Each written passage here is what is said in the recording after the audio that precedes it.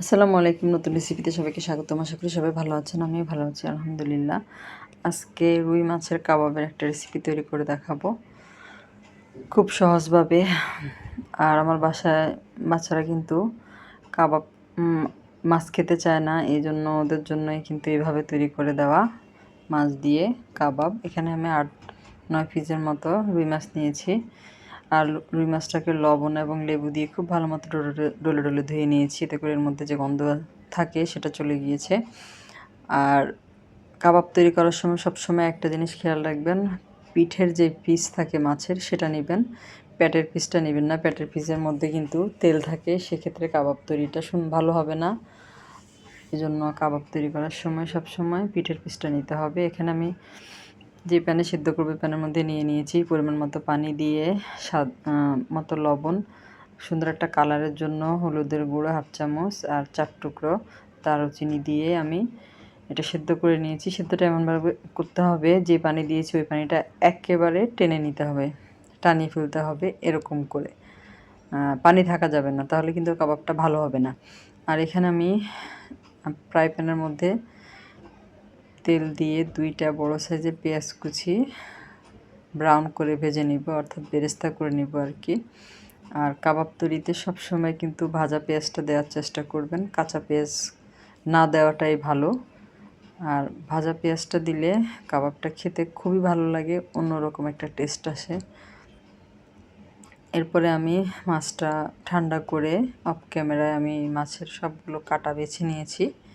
এই যে সবগুলো কাটা কিন্তু আমার বাছা হয়ে গিয়েছে, এই যে কাটাগুলো। এরপরে আর আমার এখানে লাগবে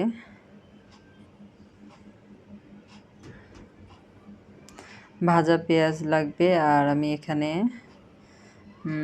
একটা রসুন আর একটা পেঁয়াজ সাথে একটা শুকনা মরিচ পেস্ট করে নিয়েছি একসাথে। এখানে 2 চা চামচের মতো রসুন বাটা আছে, আর 2 চা চামচ পেঁয়াজ বাটা, আর 2টা শুকনো মরিচ বেটে নিয়েছি, ওটা দিয়ে দিলাম। ওটা লাগবে আমার এই কাবাবের মধ্যে। আর কাবাবটা মাখার জন্য আমি একটা মিক্সিং বোল নিয়েছি, এটার মধ্যে আমি মাছটা নিয়ে নিলাম আগে। এরপরে আমি এর মধ্যে ভাজা পেঁয়াজ এবং পেঁয়াজ রসুন এবং শুকনো মরিচের যে পেস্টটা ছিল সেটা দিয়ে দিলাম।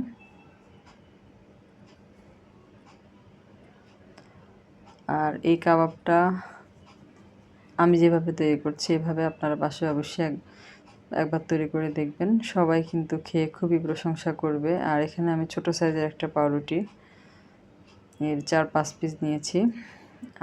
আমি কিন্তু এটা পুরোটাই দিয়ে দিলাম, শুকনো অবস্থায় দিয়ে দিয়েছি, ভেঙে গুঁড়ো গুঁড়ো করে ব্রাউন অংশটাও দিয়েছি। আপনারা চাইলে কিন্তু এটা পানির মধ্যে একটু ভিজিয়েও দিতে পারেন। আমি পরবর্তীতে একটু পানি ব্যবহার করব, এই জন্য আর আমি ভিজালাম না। আর এখানে আমি নিয়েছি রাঁধুনি কাবাব মশলা, আর এই একটা কাবাব মশলা হলেই হবে, আর কিছু লাগবে না কাবাব তৈরিতে। এখানে আমি 4 টেবিল চামচের মতো কাবাব মশলা দিয়েছি। আর এই মশলার মধ্যে কিন্তু কাবাব তৈরির সব রকম মশলাই পরিমাণ মতো দেওয়া থাকে, তাই এই মশলাটা দিয়েই কিন্তু কাবাবটা তৈরি হয়ে যাবে, অতিরিক্ত আর কোনো মশলা দিতে হবে না এখানে। এরপরে আমি হাত দিয়ে সব কিছু খুব ভালো মতো মেখে নিয়েছি। আর এখানে আমি একটা ক্রিস্পি ভাব আনার জন্য কাবাবের মধ্যে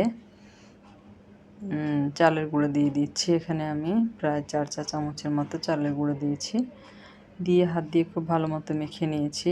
আর অফ ক্যামেরা এখানে আমি প্রায় 3 টেবিল চামচ অথবা 4 টেবিল চামচের মতো পানি ব্যবহার করেছি। আর এখানে দিয়ে দিলাম আমি উঁচু করে 1 চামচ ঘি। আপনাদের বাসায় যদি ঘি না থাকে সেক্ষেত্রে এখানে তেলটা ব্যবহার করতে পারেন, 2 চামচ তেল ব্যবহার করবেন, এতে করে কাবাবটা সফট হবে আর খেতে ভালো লাগবে। ঘি ব্যবহার করলে কাবাবটা যখন আপনি খাবেন তখন খুব সুন্দর একটা ঘিয়ের ফ্লেভার আসবে, খেতে অনেক বেশি ভালো লাগবে। আর একটু পানি বললাম 4 টেবিল চামচের মতো পানি দিয়ে আমি এটা খুব সুন্দর মতো মাখিয়ে নিয়েছি। এই যে এখন আমি কাবাবগুলো তৈরি করে নিচ্ছি। এই যে হাত দিয়ে চেপে চেপে ছোট বড় যে যেমন করে তৈরি করতে চান সেভাবে তৈরি করে নিতে পারবেন, তাতে কোনো সমস্যা নেই। এই যে আমি এভাবে তৈরি করে নিচ্ছি। আমি কিছু বড় করে তৈরি করেছি, কিছু আবার একটু ছোট করে তৈরি করেছি। আর আমি বাসা খাবে কিছু আর কিছু আমি ফ্রোজেন করে রেখে দিব। আমার মেহমান আসবে এই জন্য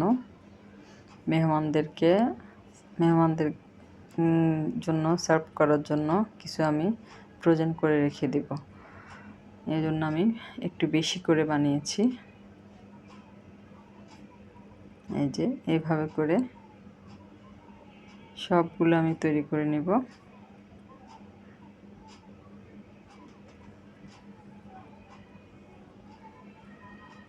এই যে সবগুলো তৈরি করে নিলাম। এগুলো এখন আমি ডিপ ফ্রিজে রেখে দিব।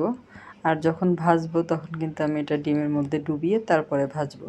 আমি আর ভাজাটা আপনাদেরকে দেখালাম না, শুধু বলে দিলাম যে এটা আমি ডিমের মধ্যে ডুবিয়ে তারপরে ভেজে নিব।